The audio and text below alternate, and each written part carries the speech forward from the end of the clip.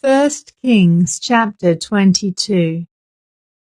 For 3 years there was no war between Aram and Israel. Then during the 3rd year, King Jehoshaphat of Judah went to visit King Ahab of Israel. During the visit, the king of Israel said to his officials, "Do you realize that the town of Ramoth-Gilead belongs to us?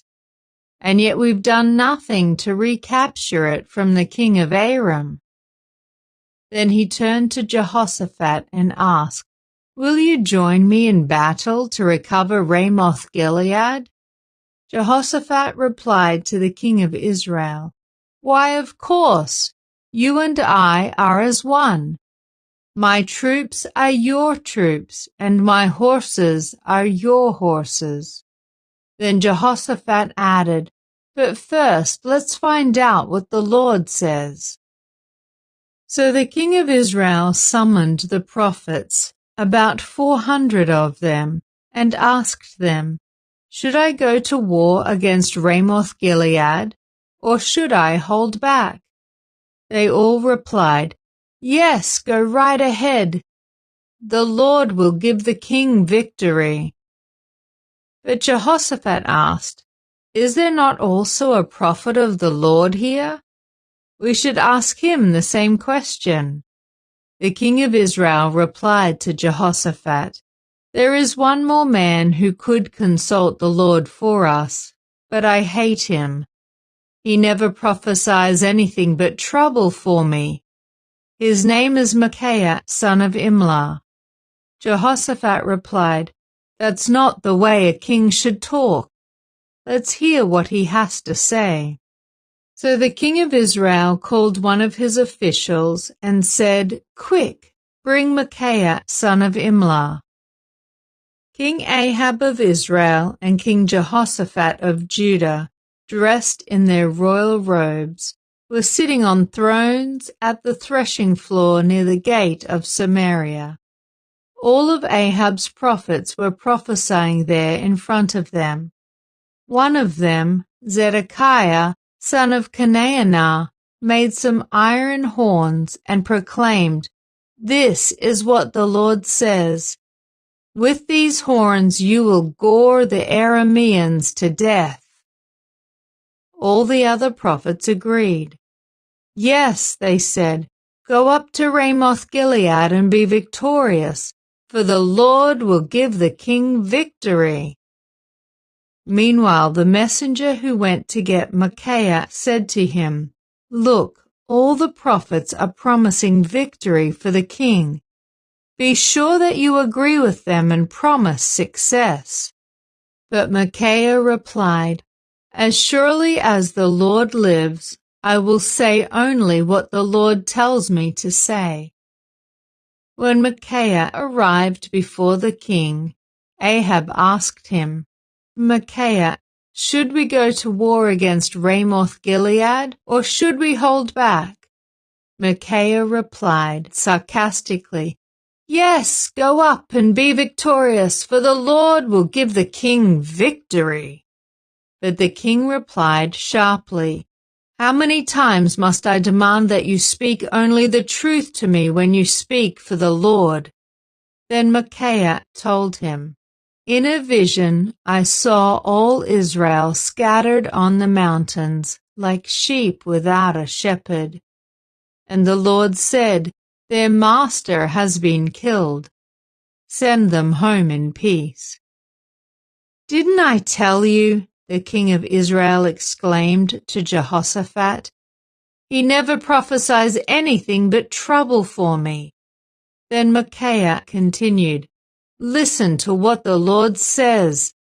I saw the Lord sitting on his throne with all the armies of heaven around him, on his right and on his left.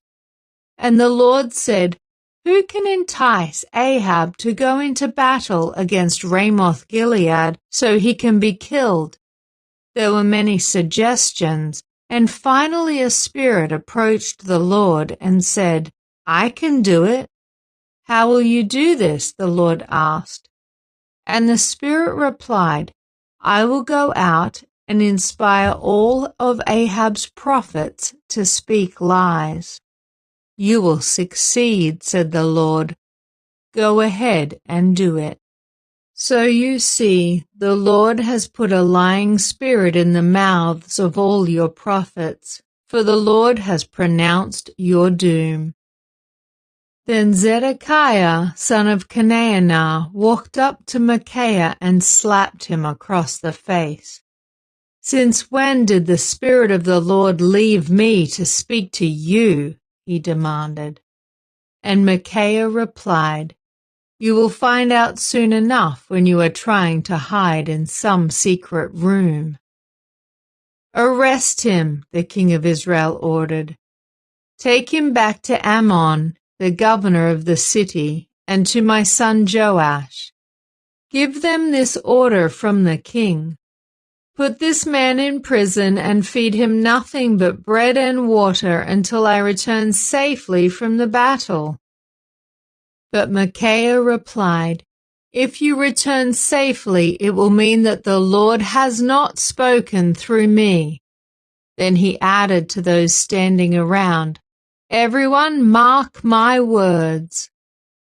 So King Ahab of Israel and King Jehoshaphat of Judah led their armies against Ramoth Gilead. The king of Israel said to Jehoshaphat, As we go into battle, I will disguise myself so no one will recognize me, but you wear your royal robes. So the king of Israel disguised himself, and they went into battle. Meanwhile, the king of Aram had issued these orders to his 32 chariot commanders. Attack only the king of Israel. Don't bother with anyone else. So when the Aramean chariot commanders saw Jehoshaphat in his royal robes, they went after him. There is the king of Israel, they shouted. But when Jehoshaphat called out, the chariot commanders realized he was not the king of Israel, and they stopped chasing him. An Aramean soldier, however, randomly shot an arrow at the Israelite troops and hit the king of Israel between the joints of his armor. Turn the horses and get me out of here, Ahab groaned to the driver of his chariot. I'm badly wounded. The battle raged all that day, and the king remained propped up in his chariot facing the Arameans. The blood from his wound ran down to the floor of his chariot, and as evening arrived, he died. Just as the sun was setting, the cry ran through his troops, We're done for! Run for your lives! So the king died, and his body was taken to Samaria and buried there. Then his chariot was washed beside the pool of Samaria, and dogs came and licked his blood at the place where the prostitutes bathed, just as the Lord had promised. The rest of the events in Ahab's reign and everything he did, including the story of the ivory palace and the towns he built, are recorded in the book of the history of the kings of Israel. So Ahab died, and his son Ahaziah became the next king. Jehoshaphat, son of Asa, began to rule over Judah in the 4th year of King Ahab's reign in Israel. Jehoshaphat was 35 years old when he became king, and he reigned in Jerusalem 25 years. His mother was Azubah, the daughter of Shilhi. Jehoshaphat was a good king, following the example of his father Asa. He did what was pleasing in the Lord's sight. During his reign, however, he failed to remove all the pagan shrines, and the people still offered sacrifices and burned incense there. Jehoshaphat also made peace with the king of Israel. The rest of the events in Jehoshaphat's reign, The extent of his power and the wars he waged are recorded in the book of the history of the kings of Judah. He banished from the land the rest of the male and female shrine prostitutes who still continued their practices from the days of his father Asa. There was no king in Edom at that time, only a deputy. Jehoshaphat also built a fleet of trading ships to sail to Ophir for gold. But the ships never set sail, for they met with disaster in their home port of Ezion-Geber. At one time Ahaziah, son of Ahab, had proposed to Jehoshaphat, "Let my men sail with your men in the ships." But Jehoshaphat refused the request. When Jehoshaphat died, he was buried with his ancestors in the city of David. Then his son, Jehoram, became the next king. Ahaziah, son of Ahab, began to rule over Israel in the 17th year of King Jehoshaphat's reign in Judah. He reigned in Samaria 2 years. But he did what was evil in the Lord's sight, following the example of his father and mother, and the example of Jeroboam son of Nebat, who had led Israel to sin. He served Baal and worshipped him, provoking the anger of the Lord, the God of Israel, just as his father had done.